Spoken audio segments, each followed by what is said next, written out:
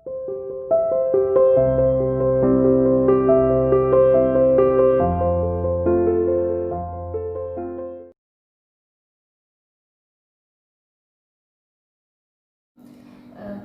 Students, how are you? CR international online classes में welcome. आज हम क्लास 9 का cell the fundamental unit of life discuss कर रहे हैं। इसके आपके पास नोट्स ऑलरेडी होंगे। आज हम उन्हें समझने की कोशिश करते हैं। सबसे पहले डिस्कस करते हैं व्हाट इज सेल। सेल क्या होता है?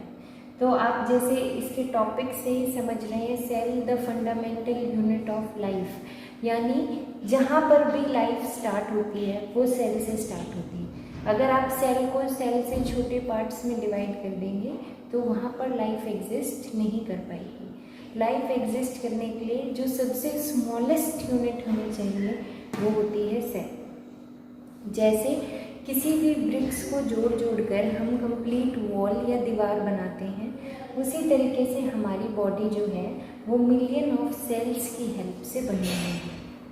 ठीक है, ये सेल जो है, अब हमें इसके बारे में डिटेल में पढ़ना है कि ये कैसी दिखती है, इसके अंदर कौन कौन से ऑर्गेनेल्स होते हैं, वो किस तरीके से काम करते हैं और ये किस तरीके से लाइफ के लिए रिस्पॉन्सिबल है। तो अगर हम बात करें तो जो स्मॉलेस्ट यूनिट है जिससे पूरी लाइफ चलती है या एक इंडिपेंडेंट लाइफ जो जी सकता है वो सेल होता है। ठीक है, उसके बाद हम बात करते हैं डिस्कवरी ऑफ सेल की। तो एक साइंटिस्ट थे रॉबर्ट हुक। रॉबर्ट हुक एक साइंटिस्ट थे और इनने क्या किया, कॉर्क सेल के अंदर इनने एक छोटा सा अपना माइक्रोस्कोप बनाया हुआ था और कॉर्क सेल, कॉर्क क्या होता है, जो पेड़ का तना होता है उसको अगर हम रिमूव कर लें तो उनकी सेल्स को इनने अपने उस मैन मेड अपने आप बनाए हुए मैग्नीफाइंग ग्लास से देखने की कोशिश की थी और इनने देखा कि उसके अंदर इन्हें छोटे छोटे कुछ कंपार्टमेंट से दिखाई दिए। इस तरीके से कुछ कंपार्टमेंट्स दिखाई दिए और इनने इसको टर्म दिया सेल्यूलर। लैटिन वर्ड में इसका मतलब था लिटिल कंपार्टमेंट्स या लिटिल रूम। ठीक है, तो रॉबर्ट हुक ने जब कॉर्क को डिटेल में देखा तो इन्हें ऐसे कुछ कंपार्टमेंट्स दिखाई दिए और इन कंपार्टमेंट्स को उन्हें टर्म दिया सेल्यूलाई, जो लैटिन लैंग्वेज में था और इसका मतलब क्या होता है, लिटिल रूम या लिटिल कंपार्टमेंट्स। ठीक है, बाद में हमें पता चला कि रॉबर्ट हुक ने जिन सेल्स को देखा था वो सेल्स डेड थी। डेड होने की वजह से उन्हें सिर्फ बाउंड्री दिखाई दी, जो बाद में जाके हमें पता चला कि सेल वॉल थी, यानी सेल के अंदर के ऑर्गेनेल्स या कोई और पार्ट वो ऑब्जर्व नहीं कर पाए। उसके बाद एक साइंटिस्ट आए, एंटन वॉन ल्यूवेनहुक। और एंटन वॉन ल्यूवेनहुक वो साइंटिस्ट थे जिसने सबसे पहले, ल्यूवेनहुक फर्स्ट साइंटिस्ट थे जिसने सबसे पहले लिविंग सेल को देखा।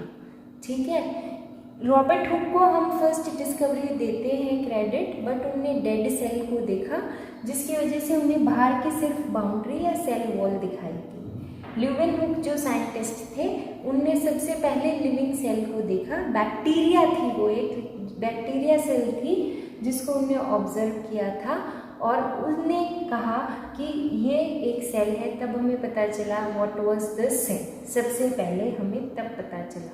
उनने क्या किया, जो हमारे टीथ के बीच में स्क्रैप होता है उसको रिमूव किया और उसको माइक्रोस्कोप में ऑब्जर्व किया। ठीक है, इस तरीके से सेल की डिस्कवरी हुई। सेल की डिस्कवरी होने के बाद कुछ साइंटिस्ट थे जिनने आगे चल के सेल थ्योरी दी। ठीक है, एक साइंटिस्ट थे शेल्डन और एक साइंटिस्ट थे स्वान।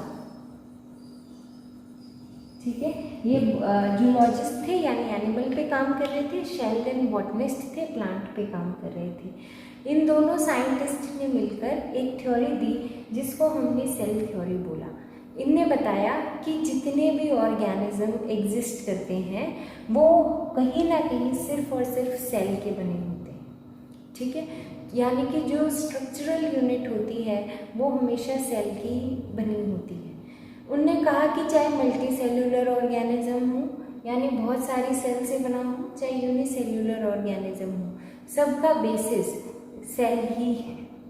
इनने हमें बताया कि cell is the structural and functional unit of life. इसके बाद एक साइंटिस्ट आए रुडोल्फ विर्चो, और रुडोल्फ विर्चो ने इस सेल थ्योरी को आगे बढ़ाते हुए एक टर्म दी, और वो टर्म में उन्होंने कहा ओमनीस सेलुला ई सेलुला। ठीक है, अगर आपसे ये पूछा जाए कि न्यू सेल थ्योरी या सेल थ्योरी किसने एक्सटेंड की, तो आप किस साइंटिस्ट का नाम मेंशन करेंगे? रुडोल्फ विर्चो ने। और इनने क्या कहा? इनने कहा ओमनीज सेलुला ई सेलुला। इस टर्म का या इस फ्रेज का मतलब होता है कि कोई भी न्यू सेल हमेशा प्री एग्जिस्टिंग सेल से ही अराइज होगी। ठीक है, तो सेल थ्योरी को आगे बढ़ाते हुए या new form of cell theory Rudolf Virchow ने दी, जिन्हें हमें ये बताया कि कोई भी सेल जो है वो ऑलरेडी एग्जिस्ट की हुई सेल से ही अराइज होगी। ओमनी सेलुला ई सेलुला का मतलब होता है new sales arise from pre existing cells. Clear? उसके बाद बेटा दो टर्म हमें डिस्कस करनी होती है, प्रोकैरियोटिक सेल और यूकैरियोटिक सेल। आपको बताएं कि अगर हम इस तरीके से एक सेल को ड्रॉ करें तो इस सेल की एक्टिविटीज़ को कंट्रोल करने के लिए और नई सेल को बनाने के लिए, क्योंकि न्यू सेल्स हमेशा प्री एग्जिस्टिंग सेल से ही अराइज होगी, तो न्यू सेल को बनाने के लिए हमारे पास एक जेनेटिक मटेरियल होता है।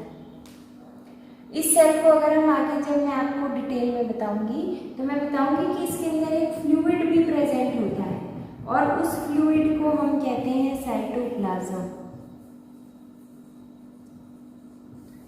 इस जेनेटिक मटेरियल को अगर हमने साइटोप्लाज्म से अलग एक बाउंड्री बनाकर रखा हुआ है, यानी कि इसे एक न्यूक्लियर मेम्ब्रेन प्रोवाइड कराई गई है, तो हम इस सेल को कहेंगे यूकैरियोटिक सेल। दोबारा सुनिए, एक सेल है, इस सेल की एक्टिविटी को कंट्रोल करने के लिए हमें जेनेटिक मटेरियल की ज़रूरत होती है। इस सेल के अंदर एक फ्लूइड फिल्ड होता है जिसे हम कहते हैं साइटोप्लाज्म। अगर आपने जेनेटिक मटेरियल को साइटोप्लाज्म से सेपरेट किया हुआ है with the help of nuclear membrane, तो ऐसी सेल को आप कहेंगे यूकैरियोटिक सेल, और इस स्ट्रक्चर को आप कह देंगे न्यूक्लियस। अगर आपका जेनेटिक मटेरियल न्यूक्लियर मेम्ब्रेन से सेपरेट नहीं किया हुआ है, डायरेक्टली साइटोप्लाज्म में ही प्रेजेंट है, तो ऐसी सेल को हम कहते हैं प्रोकैरियोटिक सेल या प्रिमिटिव सेल। अर्थ के ऊपर जो सबसे पहले सेल बनी वो प्रोकैरियोटिक टाइप की ही सेल थी, यानी जो जेनेटिक मटेरियल था वो डायरेक्टली साइटोप्लाज्म के अंदर ही प्रेजेंट था। न्यूक्लियर मेम्ब्रेन या न्यूक्लियस नाम की कोई स्ट्रक्चर एग्जिस्ट नहीं करता था। जब न्यूक्लियर और न्यूक्लियर मेम्ब्रेन नाम की कोई स्ट्रक्चर एग्जिस्ट नहीं कर रही थी, तो ऐसे स्ट्रक्चर को हमने टर्म दी न्यूक्लियोइड, यानी जेनेटिक मटेरियल डायरेक्ट साइटोप्लाज्म में प्रेजेंट हो। यानी जहाँ पर भी आप प्रोकैरियोटिक सेल को देखेंगे वहाँ पर आपको न्यूक्लियोइड नाम का स्ट्रक्चर मिलेगा। जब आप यूकैरियोटिक सेल को देखेंगे तो वहाँ पर आपको न्यूक्लियस नाम का स्ट्रक्चर मिलेगा। प्रोकैरियोट में जेनेटिक मटेरियल न्यूक्लियर मेम्ब्रेन से बाउंड नहीं होगा, यूकैरियोटिक सेल में न्यूक्लियर मेम्ब्रेन से बाउंड होगा। वहाँ पर जो आपको राइबोसोम्स मिलेंगे वो 70S होंगे, यहाँ पर जो मिलेंगे वो 80S होंगे। यहाँ पर आपको कोई कॉम्प्लेक्स सेल ऑर्गेनेल नहीं मिलता।